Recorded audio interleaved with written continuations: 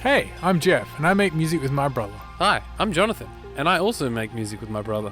Together, we are Ekko and Sidetrack, and we make music that sounds like this. And this.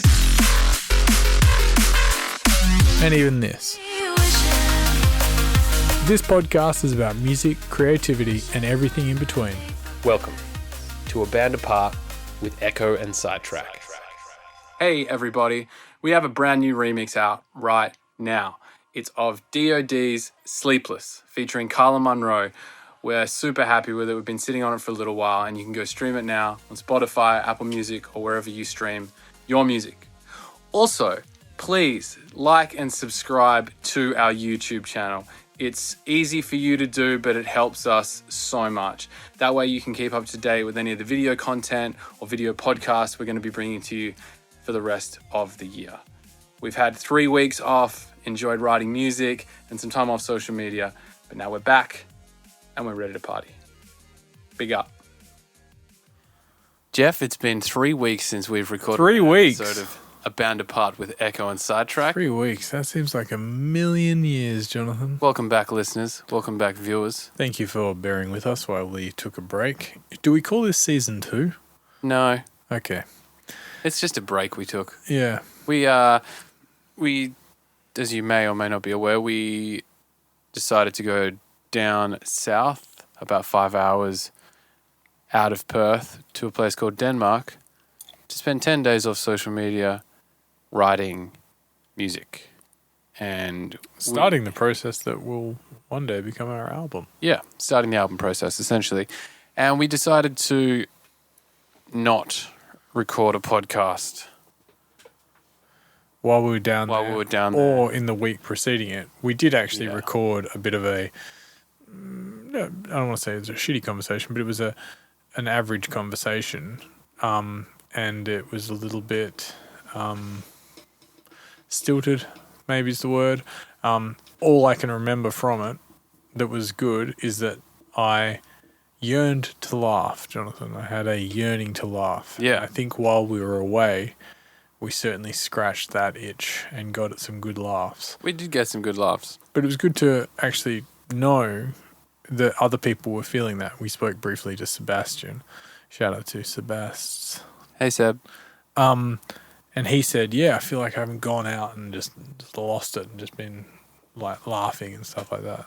And I Yeah. think that's maybe a common sentiment as people return to the world or don't return to the world. Maybe that's something they miss. I don't know. I think just the pressure's been on in the world. Everyone's Yes. been feeling pressure in life. COVID, Ukraine, everything. It's just fucking hard. Too much information. And I definitely feel after coming back, Sorry. less pressure is attached to my life. And I agree. think that's massively been about being off social media. Yeah, how do you feel? What was your review of being off social media in a nutshell? Fantastic. I don't want to go back. I'm not going to go back. I'm going to make active steps to not go back and use it to the same extent that I was using it before. Yeah. And what would you say were you doing before that you'd like to change? I think it's the filling in gaps. Filling in gaps of time on the toilet, waiting for a bus. You know, just filling in gaps. You don't have any Dawdling Yeah. by looking at stories or getting lost in a message thread on Instagram. Like it's just a waste of time. It's a time suck. Yeah. And it might only take, a minute at a time or 30 seconds. But those add up, and that means you're going to be late to things, and that means you're going to be distracted, and that means you're not going to be fully in a conversation you're having, or, you'd be flicking through while someone else is talking to you, or you're on the phone Oof. and you start flicking through just subconsciously. Flicking through, that makes it sound like it's scrolling, and like all those adjectives attached to it make it sound like I'm just flicking through. It is, man. It's gross. Like, looking at stories is gross to me now. And I'm definitely not holier than thou, and I really hope that doesn't come across I'm not saying that I'm Our some new sort of... remix comes out. I hope you checked out the post and the story. I'm definitely not like hella a born again social media TV evangelist. I'm just saying, I'd watch that. I feel like after using Instagram, it's a big one. I've been on Facebook a couple of times, but that's whatever. I did also so yawny. delete my YouTube on my phone. But it's YouTube and Instagram that get me. And I just feel like I don't need to see what everyone else in my life is up to. I think you don't need to see what everyone else in your life is up to constantly. Yeah. It's nice to dip in and be like, oh, what's that person doing? Yeah. But I think the constant flood of information is just overwhelming. And having taken the time off it, you realize how shiny and like overwhelming it is. Like having just put it on the phone for the first time in 20 days and you're like, oh, I'm going to make a post. Then you're like, oh, what's that person doing? And you're like, it's not that I haven't cared what they're up to. It's that I haven't known. And I'm like, oh, this is new and interesting. But if I know if I check my phone every hour, then you always know there's nothing new, there's nothing exciting. But my life is so much richer for not being on social media when COVID news happens. Yeah. Someone gets cancelled. Some Ukraine and Russia go forward. Like, you realize it doesn't impact you. It doesn't impact me. And it doesn't need, But it doesn't impact me. But yet it does impact me because it increases my anxiety. Because I'm like, tanks are moving over the Ukrainian border. Well, what does this mean for Europe this year? Does this mean Ekko and Sidetrack are even going to play any shows? Does this mean festivals are going to happen? Are flights going to be cancelled again? Yeah. I don't need it. I don't need that fucking shit in my life. I don't need to care what everyone thinks about the Rogan attempted being cancelled. Or like, I don't care what... I don't need these arguments or these disagreements. You don't need those in my inputs. life. I don't need those inputs. I really don't. I obviously do care, but I don't. My life is so much more manageable without all those voices. What have you found that has filled the void of the social media? I'm spending a lot more time with my body and finding my erogenous pleasure zones and exploring those with a series of moist towelettes. Lay it up into a tube or... Oh, just like a little rubbing stick that I've got. That's beautiful.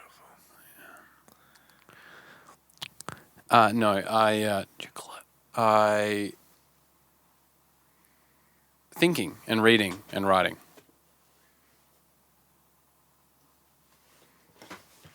And just being and enjoying. Like this morning, I went out for a coffee with a mutual friend, and I love referring to people as mutual friends because it's got like a... It's got an air of anonymity to it, Yeah, but also but like just like business, but over formal. Yeah. Ah, yes, our mutual friend. So I was out for coffee and I was waiting for him to turn up. And I wasn't looking at my phone. I was just sitting there, looking around. It was 7 o'clock in Scarborough. I'm not often in Scarborough at 7 o'clock. I was just thinking. I was just being. I've enjoyed just being. And I think that started definitely down in Denmark when we were just being creative. And we were just being by walking somewhere. Or we were just sitting there reading or sitting there writing and it was just being. It's okay to be. Grab a beer and feed the birds. Or just be. Just do nothing. Just actively do nothing. Yeah. Yeah. I think that's a really nice way to think of it. I looked at me and Holly went for a walk around Hyde Park the other day. Hey, Holly. And we saw some kids, being funny little kids, like mucking around. And before we saw them mucking around on their phones, we saw them be like, whoa, just watch out. There's like a wasp and stuff here. And we're like, what? And you look down and there was a wasp dragging a spider. And I was like, that's fucking David Attenborough. That's sick. Like, whoa, what an interesting thing. And we didn't stop and look. But we like had a little look and like, whoa, that's crazy. And then like continued on our walk. 5 minutes later, they were like, on their phones, filming their friends, interacting with strangers, like, making funny videos. And I said to Holly, like, maybe I'm just old, but like, they had a chance to film some cool nature thing that never happens. And they're lucky to see it. It's a novelty. Yet they just want to do something that's going to get likes and they can post on their social media or something. These were 13-year-olds, maybe younger. And I was like, that's really interesting that we just go back to those same old things. And I think being off social media has just reminded me, oh yeah, there's just like other little things that spark more joy. And then, posting or even seeing that much information. That's my problem, is the overwhelm of information. No human is set to have that much info in their brains. And it's like quite like, whoa, too much. And then also makes you get lost because you start comparing everything. You're like, well, that person's putting out new music. Well, that person's dating this person. It's the overwhelm of stuff that, you're seeing all this information and you're comparing yourself, you're comparing where you're at with anything that you're seeing. You're comparing like, oh, we should have created more music. Oh, well, are they getting more traction on their thing? Well, I haven't got that piece of music yet. Like, oh, they're playing shows. I wish I was playing shows.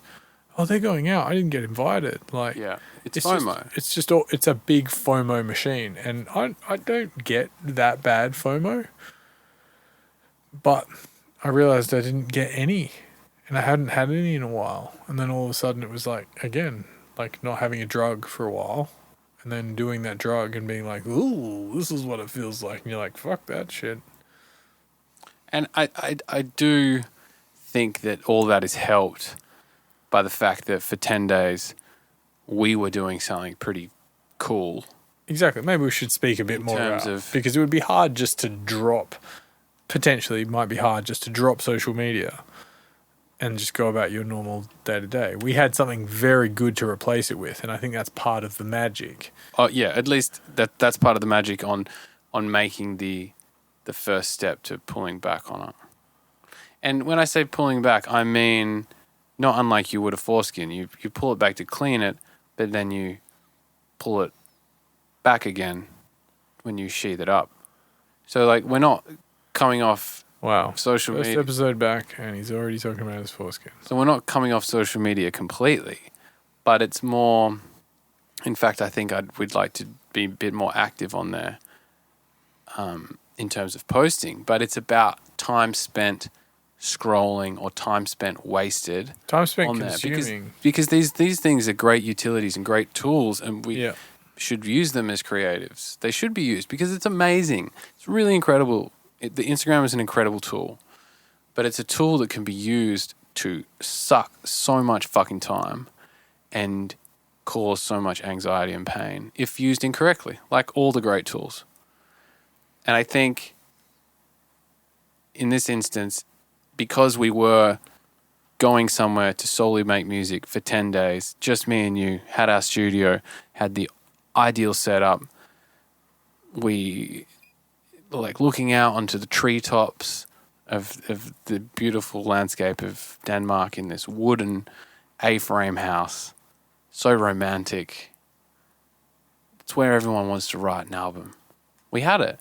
We had that for 10 days. We did. So no matter what anyone was doing in that 10 days, it was not interesting. But if you're at work and you've been at work for 6 hours and you don't want to be there, and then you go on Instagram at lunchtime and you see someone doing You see two of us down south writing an album. Fuck. What the fuck am I doing? I want to be down there. Instead, I'm at work, having to grind away. And it's fucking hot. And my girlfriend just fucking messaged me saying that she didn't like me or whatever. All your other problems start compounding.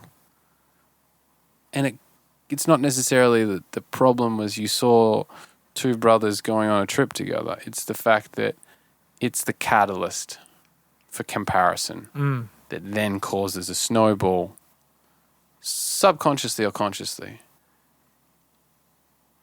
There are people that can handle this better than others. But I believe all people, when they close off Instagram or they close off Facebook or they close off whatever scrolling thing they were doing, there's always a sense of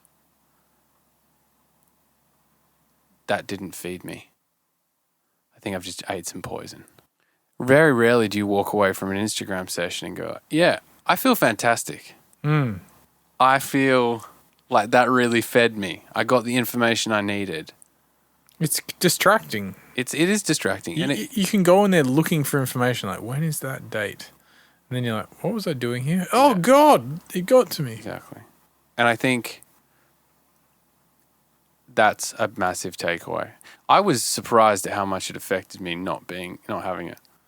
Yeah, actually, I was. I mean, I didn't miss it. I enjoyed just, being completely away from my device. It was lovely. But I still felt that, like, I should be doing something. Like, why aren't you doing something? And that gap is filled by the phone. I should check what someone is doing on Instagram. I should do this. I don't think I feel it as much as you. It's the constant. It's not necessarily that I'm interested what other people are doing. I really, in some cases, don't care. It's the feeling of the void and filling those moments with something. I've got 5 minutes waiting for Jeff to come to the studio. I can watch a funny video on YouTube because that'll bring me joy. Rather than just sitting there and being like, being in the studio is not a good example because I could just start working. But like, you're just waiting for someone. It's so easy to just fill up the time. You got to fill the time. It's the time fill that gets me.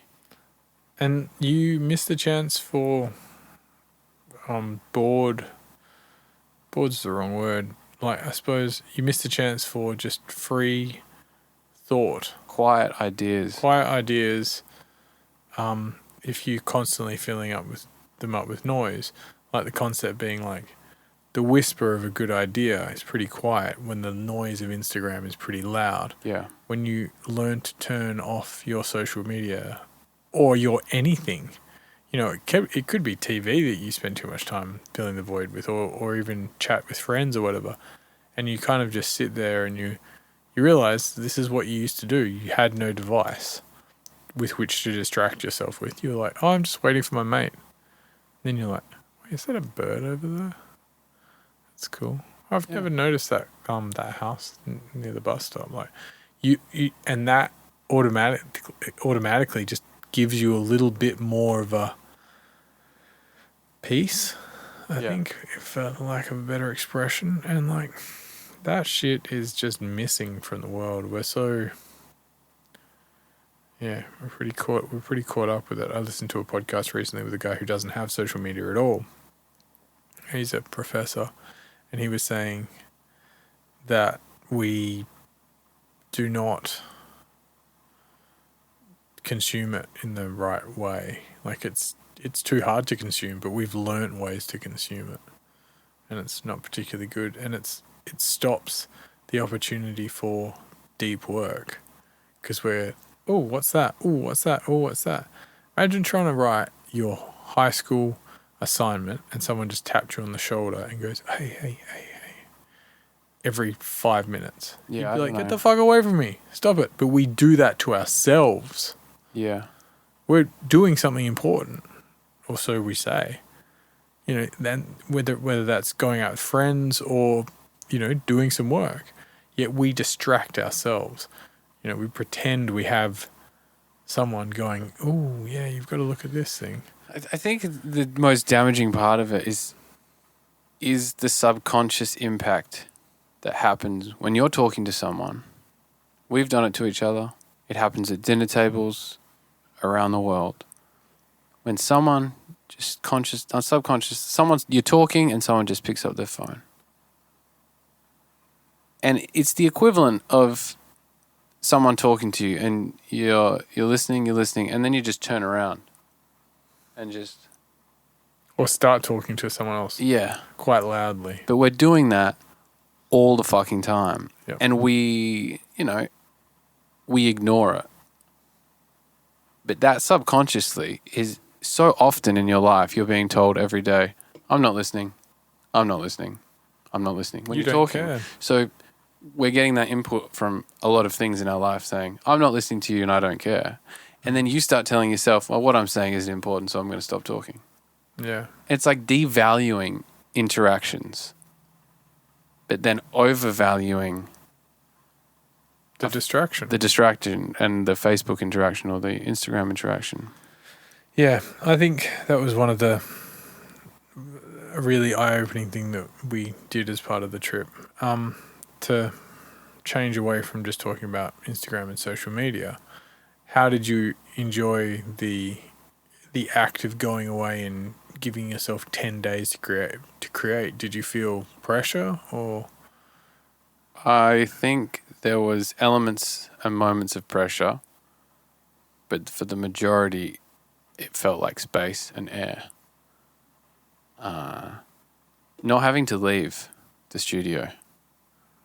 Yeah, not going anywhere else. Not going anywhere else. To bring the listener and the viewer up on what we were doing, we basically had this Airbnb and we converted it into a studio.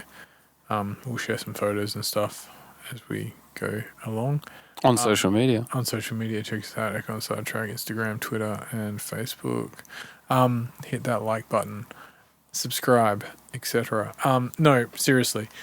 We had this space that we kind of took over with our studio. And we took down the whole studio. We took down the whole studio. We packed it all down and we moved it down. It was a very well-packed car, and we had everything we needed to create. We even bought a bunch of food so we didn't have to kind of venture out so much. And we just took over this house and slept upstairs and worked on music. Didn't really talk to anyone for the first couple of days. Yeah. Yeah, didn't really talk to anyone. Didn't know anyone on phones or anything. Didn't really interact with anyone. And we just created. We just like jammed on instruments and like followed the thread of ideas with no outcome desired and no time limit. Yeah. And that was fucking glorious. I felt like a real artist. I wrote in my journal one day, I was like, this is what it is to feel like an artist.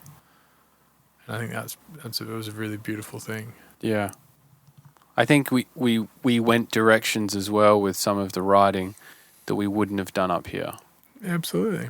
Because there's always the outcome that you want from the day. So sometimes when we're working here,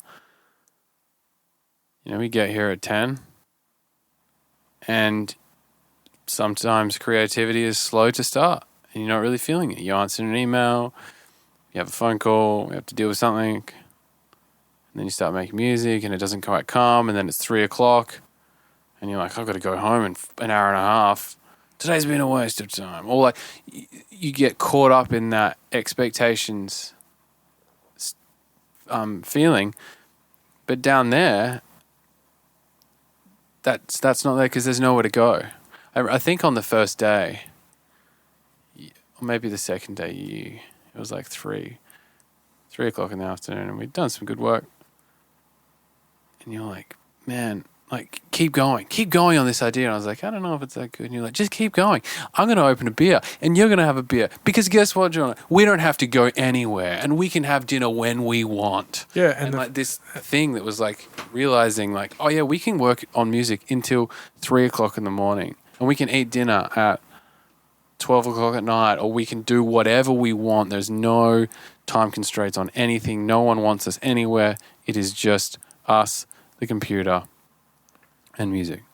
And also the fact that the studio is set up in this kind of like in the middle of the house, which is, a very open plan, and the kitchen and the balcony outside, and even upstairs you could hear what the other person was working on. So the music was omnipresent throughout the house. So, I'd cook one meal and then you'd cook another meal, and the other person would be working during that time. And that was kind of a great way to observe the music and what was being created from a distance. It gave a new perspective. It's like, oh, that sounds really cool. Like, keep going there. Or I'm just going to leave you for an hour and I'm just going to work on my laptop on the couch. It felt very in it. Yeah. And then we had the thing that brought a little bit of anxiety was the fact there was quite a large bushfire nearby that we actually witnessed the start of, or, within, an hour or two of it starting, as we went to drive to a place to swim, and then that road was closed. Then we're like, oh, I wonder if that's to do with the fire. And then we drove out and there was a large fire engine blocking the road. And we're like, okay, yeah, I think that's related. And then we drove out, swam somewhere else, and came back to the house and looked at the emergency services map and realised that the fire was kind of potentially getting worse, not unlike this ground hum. And that, I think that brought the anxiety level up for, a good 24 hours, and it kind of killed... I noticed it killed your buzz pretty majorly, and that kind of killed my buzz a little bit. Well, because I think that suddenly the outside world came in. Yes. Yeah. And suddenly we were thinking, well, what's the escape plan? We have to think about what we're going to do if the fire comes this way, or like if you had to suddenly, your mind wasn't on music. It wasn't so much for me that I thought the fire was going to hit us and we would have to escape. Mm-hmm. That's not what stressed me out. What stressed me out is that something had taken me out of this bubble of some sort, and I was suddenly back in the real world. And that stressed you out? Yeah. Because I think not having those stressful inputs all the time made it so much more powerful when it did come in. Can you turn that air conditioner off? It's really peppering down. Yeah, I noticed a big change in you when that happened. And also, you're right that the outside world did come in, and all of a sudden we weren't checking social media, but we were checking that fire services thing for, pretty regularly. And then we got reassurance from Holly's dad, who was a career fireman, that the wind was going the other way. So we felt a little bit more relaxed. And then the next day we got up and then the warnings had changed. And it wasn't coming our way, but the fire had grown bigger and was moving, and it was like, oh, okay, maybe this is a bit of a thing. And, Then on that I think it was the Sunday morning. I think it was Sunday morning or maybe Saturday morning, I can't recall. I didn't sleep well, got to bed late.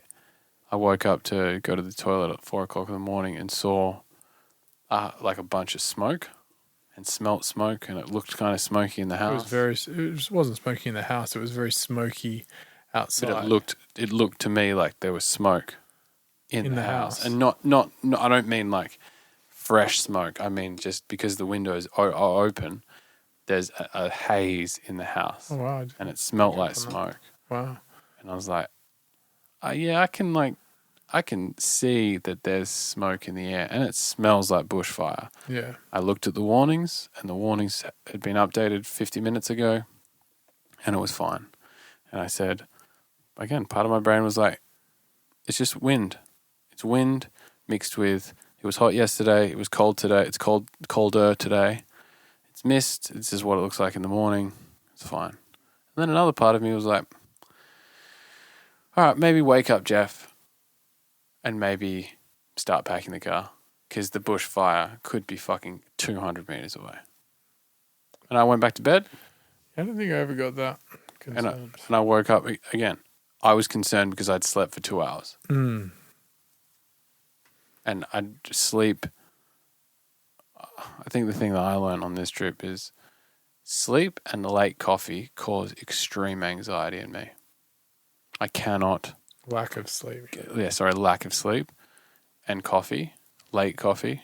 I can't have coffee after 1 ever again. And probably I shouldn't drink any cold brew. I think that's what else I've decided. Cold brew is stronger. I just can't do it.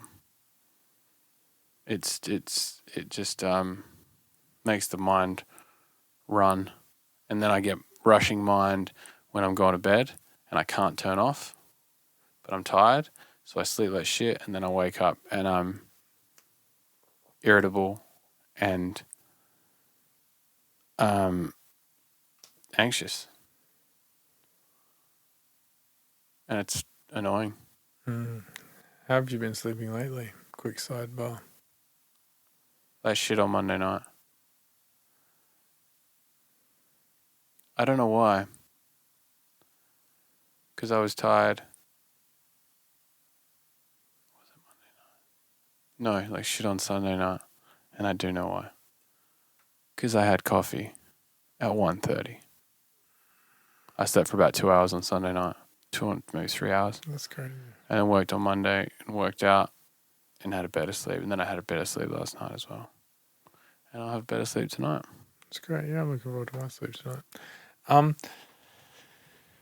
Then back to where we were in Denmark, after the fire, we also had a day where we lost power for about 16 hours. But we'd done good work. It's funny, I think of the days as we did a really good block of 5 days. Then we got the fire info, and that kind of threw out the next ones. And then there was even the second day of the fire was kind of shitty. It's like that's when we realized, wow, we've been really creative. We need a bit of a day off. And then that night, I think we watched a movie, or separately we watched a movie. And I think that wasn't that the day when we listened back to every project we'd worked on in the last year. And we started organizing like an album run sheet or tunes we want to go back or things that we should. Yeah, actually, it was very good administratively, but it wasn't very creative. No, but it was like, I think we both, that process took 5 hours. And afterwards, we've got this Excel spreadsheet of songs and keys and notes. And we both said, like, we never would have done that back home. No. Because we would have gone, that's a wasted day in the studio. I wanted to create that day. Or you wouldn't have even gone that deep. No. We would have skipped over it a bit further. Absolutely. Yes, that was really great. Then there was the day where it wasn't very creative for me. And I kind of then I woke up the next day and I just started working on this little like house idea. That was a Sunday. Yeah. And then we really caught this vibe, but then like we were eating like a late lunch and I was like, yes, man, like, we're going to like put this in, and you were like, play it again. I want to hear this again. And I pressed play. And then I noticed the light flicker and I was like, oh, and then we lost all power for the next 15 hours. But we'd done good work, so it didn't matter. It actually felt like the universe being like, you've done enough. Yeah. So we ate some mushrooms and watched a movie. Yeah. And drank a beer and had some laughter and found 3, I reckon. 3 good dogs. 3 good dogs in the wood grain of the cabin. The cabin. Maybe we can post one of the dogs on social media. And that was really fun. And then we got up the next day and the power was still off, and we did our yoga and sat and talked and journaled, and then we were about to go into town and get a rundown of where the fire was at as well, because and also where the power. No, it wasn't about the fire. Then it was about when the power's going to be back, because we had no Wi-Fi, and on the other side of the mountain where we were living, it was a hill. We didn't have any signal either, so you had to walk up the hill to get signal, and then we were going to drive into town to get a coffee and see where the power's at, because we were going to decide if we were going to come home early. That's right. And then as we unlocked the door, ding, the power came back on, and it was like... And then we really just abandoned the whole idea of going into town at all, didn't we? Yeah, pretty much. Like, fuck going to get coffee. Let's make coffee here. Let's start working. Let's get back into it. And then we, caught a vibe and we did great stuff. Yeah. And I think, of the 16 or so ideas that we started when we were down there, a bunch of them will, in some form, make some of the music that we put out in the next year. Absolutely. How's that for non-committal? Of the bunch of songs, some of them will eventually form some of the music. Well, I think, I mean, a couple of them are more refined than others. More refined and more arranged than others, and others are just kind of sketches and live jams. Yeah. And that was the goal, though. The goal was to go down there and be creative. The goal was not to go down there and have a finished product. No, absolutely. I've had a few people, kind of look at me and be like, did you get the album finished? I'm like... Someone said that to me and I said, yep. It's done. It's on SoundCloud. Yep. It's ready to go. No, it's just ideas. It's just the start. We planted some fucking good seeds. Yeah. And we watered some good things and they grew quickly. But no, we do not have the finished forest to show you, or the lumber from which we'll chop that forest. To create the cabin, which will become our album. Yes, stretch that analogy. Good. Well done. Yeah, but all in all, it was great, and it's great to come back to reality. And I think what's one takeaway you can have from your time inside the cabin? We just recorded a podcast with... That was a hell funny note. We just recorded a podcast with Simon from... Last Week Liquid. And I said a certain takeaway on that, which you'll have to... Just say it again. It was a takeaway. It was a real takeaway. Well, I think I said the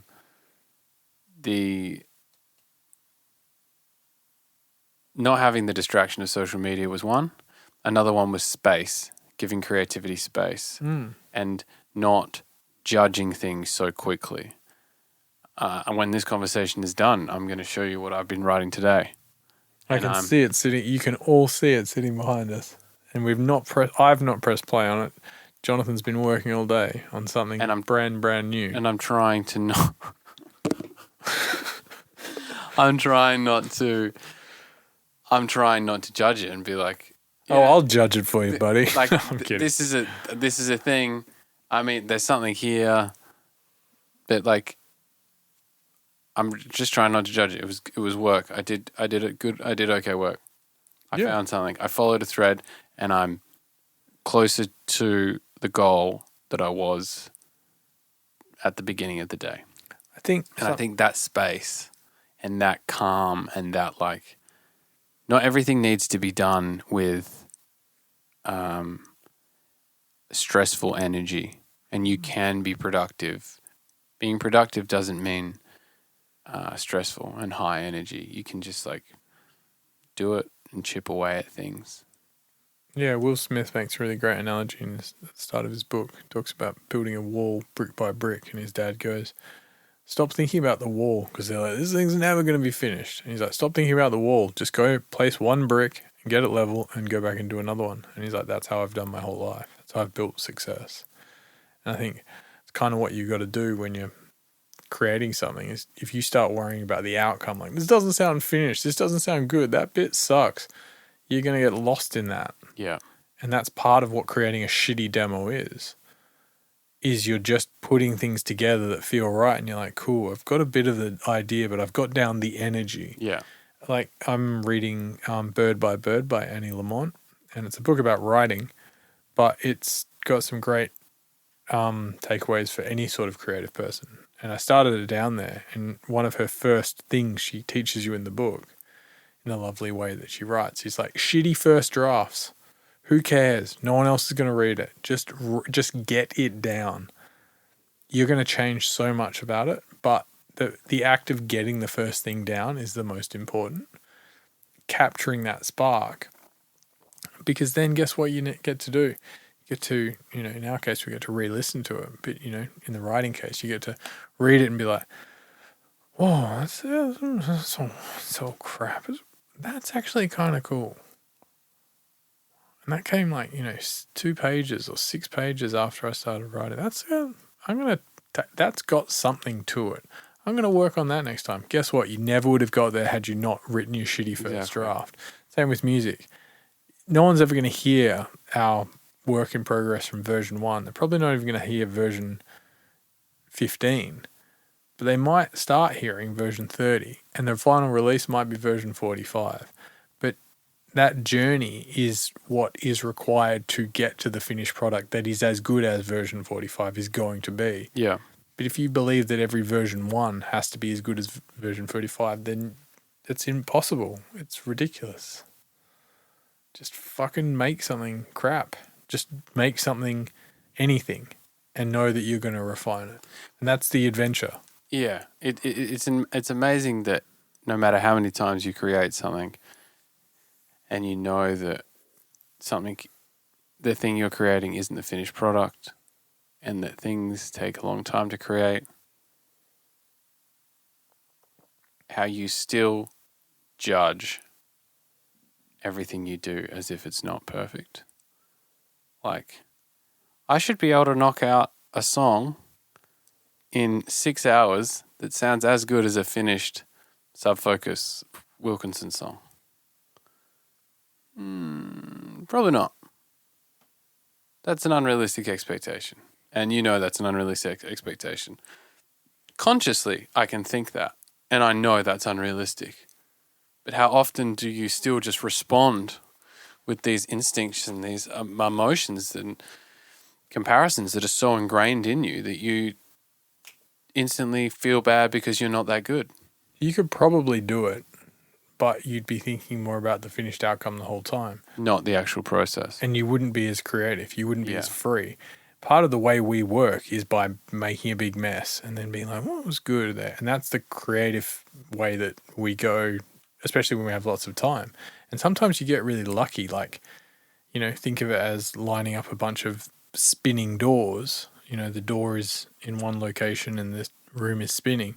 And you jump through a few in one go. You're like, whoa, I nailed it. You know, that's finding an idea, finding the right drums, you're like, good, this is a great vibe. And then all of a sudden things start to fall apart. You start missing doors and you have to start looking for them. And then you're like, okay, I'm just going to go slowly and start making a bit of a mess now because there's lots of ideas and lots of opportunities. And yeah, this is good, but it's cool. And you have to stop your judgment. It's a bit of a double-edged sword because there is an element of judgment that when things feel good.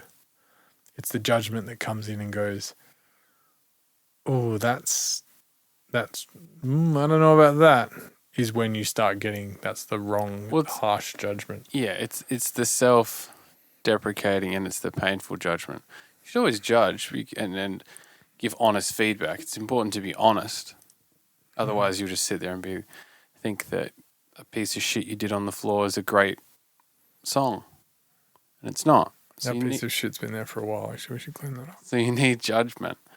But it's the hateful judgment and that's going to stop creativity every single time. Poison judgment, and it's your harshest critic, which for most people, at least for you and I, is in our own heads. It's that stuff that just completely stops creativity, stops it in its tracks, and then makes you feel like shit for a few days afterwards sometimes. Potentially, yeah. What was one of your takeaways? Yeah, I think the space is a big thing, and obviously the social media like we talked about. I really enjoyed the freedom to touch more instruments. I'm really glad we've come back and, routed our studio a little bit differently so we can play more things, because I really enjoyed the, having a bit of gear set up and being able to play things. Yeah, I think previously in our studio we've had stuff set up but not as readily available. There would always be, we got the MS-20 and the MS-20 plugged in, but down there we had a keyboard, we had the MS-20, we had a sub-fatty, we had a guitar, Jeff had his acoustic. And some things start, there were at least 2 ideas that started from just doodling on the acoustic, and you're like, that sounds cool, what chord's that? And you just sat on the keyboard and just played. And then all of a sudden we just followed the thread. Yeah. And that was enjoyable, and that felt very creative and very loose, and like, oh, that's probably why I felt most like an artist. And also just not even stumbling, just like finding great sounds that we made previously that we'd kind of forgotten about, and all of a sudden being like, use that, and just vibing out, like, yeah, chuck that in a loop, like listen to that. That sounds sick. Yes, cool. This is the song. Like, it was really exciting to work down there. It reinvigorated a little bit of my creativity, because probably for the last week or two before, we'd been like finalizing other bits and pieces, like that needs to be get ready for mastering. We just need to make these tiny tweaks. Just do this. Like, oh, we need to prepare. And down there, it was just like, fucking just create. And it was almost like, first day or two, it was kind of daunting to like come down those stairs and see the studio, but it was beautiful as well. And then by, halfway through day 2, I was just like, fuck yeah, look what we have. Look how many toys we have. Look where we are. This is amazing. Fuck. I was so excited. And I think I brought some of that excitement back. Yeah. Fuck yeah. I'm excited to get to work tomorrow. So am I. And on that note, Jonathan, I think we should wrap this bad boy up. You should show me what you've done here. I agree. And we should turn that judgment brain on. No, we should work and practice what we've been practicing down south and leave the judgment out and learn and put into practice some of the great communication we have been doing, and let things be and let things go and just be. Not unlike The Rock. Be like The Rock with hair. There was an amazing rock down on the inlet, and we saw... We can insert a photo now. Or even a video of The Rock. Oh, that'd be cool. And it's just this rock with algae or seaweed growing on it. And it just goes, like, flows with the tide. And there was a few rocks, actually, around each other. It was a family of rocks. And we like, look at that rock. It does nothing. It just grows hair and just is. And we looked at it for a while. Again, we were like exploring like little kids, just like climbing over rocks and being like, what's that down there? Like, oh, cool. And then we saw these rocks, and then we were like, which rock do you reckon is like working harder or something like that? And then the joke was, it's a trick question. None of them are working at all. They're just being. And I think that's something lovely. Yeah. Just be like the rock with hair. Just be like The Rock with hair. I love you, buddy. I love you too, man. I'll see you tomorrow. You will. See ya. Thanks for listening to this week's podcast. We are Ekko and Sidetrack on all social media. We've recently updated our YouTube. Go and give that a subscribe so you can keep up to date with all the latest video podcasts. And follow us on Spotify too so you can keep up to date with all our latest music releases. Big up.